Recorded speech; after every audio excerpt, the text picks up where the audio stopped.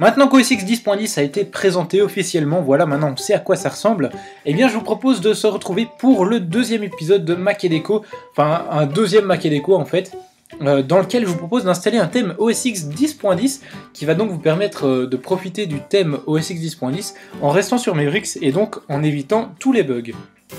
Pour rappel, on avait déjà fait un petit Mac et Déco sur le thème iOS 7 pour Mac. Si ça vous intéresse, je vous mets les deux petites miniatures puisqu'il y avait deux parties pour que vous puissiez revoir ces vidéos. Alors pour faire ça, la première chose à faire, c'est d'aller télécharger le fichier zip de la vidéo qui se retrouve juste ici, dans lequel je vous ai préparé toutes les petites ressources dont on va avoir besoin pour mettre en place ce thème. On va commencer directement avec le fond d'écran tout simplement qu'on va mettre en place. Alors c'est assez dingue parce que ce fond d'écran, donc c'est le fond d'écran officiel, il fait 5418 pixels x 3048, ce truc pèse 12 mégas, c'est un truc de malade. Apparemment ça viendrait d'un iMac 27 pouces Retina qui devrait pas tarder à sortir. Une fois qu'on a mis en place le fond d'écran, on va passer au dock. Et pour faire ça, on va utiliser une petite application qui s'appelle CDock, qui est gratuite et que vous pouvez télécharger en double-cliquant sur ce lien, ça en fait un lien, enfin chez moi c'est une application, mais dans votre dossier, ça sera un lien. Et on a également ce petit fichier texte qui s'appelle UseMight. Alors comment est-ce qu'on va faire? Eh bien en fait, on va tout simplement glisser ce fichier texte dans le bureau. Par la suite, on va faire un clic droit sur CDock, on va faire afficher le contenu du paquet, Contents, Ressources, Premade, juste ici, et on va glisser le UseMight à l'intérieur. Alors qu'est-ce que c'est que ce UseMight? Eh bien en fait c'est un preset que je vous ai créé qui donne un look plutôt OS X 10.10 au dock, et donc ça fait un truc assez sympa, on va voir ça tout de suite. On va retourner sur CDock et cette fois on va le lancer, et dans le petit menu déroulant on va aller choisir Install Premade Dock, juste ici, et on va cliquer sur OK. Et ça va nous ouvrir un petit menu dans lequel on a tous les presets qu'on avait tout à l'heure. En plus, on a le UseMight, donc on va le sélectionner et on va cliquer ensuite sur Open. Et ça va nous mettre à jour le dock avec le dock design OS X 10.10.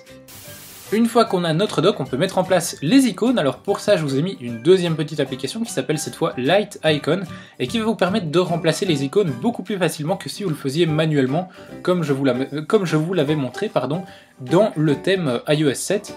Alors cette application Light Icon est également gratuite et vous pouvez également aller la télécharger avec ce truc là qui sera un lien et pas une application chez vous. Light Icon, ça se présente comme ça. Alors comment est-ce que ça marche? Eh bien c'est très simple, on va commencer par les folders ici, donc c'est les dossiers. Je vais aller chercher les dossiers, donc ici je vous ai mis toutes les icônes de tous les dossiers disponibles sur OS X 10.10 et d'ailleurs sur OS X de base. Là c'est juste les icônes mais c'est type de dossier donc pas changé.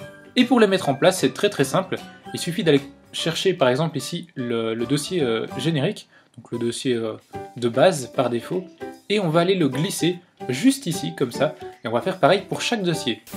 Une fois que c'est fait, on va aller dans le petit onglet Dock, et cette fois on va aller dans les icônes Système ici, avec le Finder, la corbeille vide et la corbeille pleine qu'on retrouve juste ici, et qu'on va pareil faire glisser dans la fenêtre. Avant d'aller dans les applications, on va aller ici dans Others, et on va aller glisser notre petit aperçu d'application de base. C'est donc l'icône d'une application quand il n'y a pas d'icône spécifique. Et cette fois, on va pouvoir mettre en place les icônes des applications proprement dites, qui se retrouvent ici. Et là, il suffit de nouveau de les glisser sur la petite case qui correspond.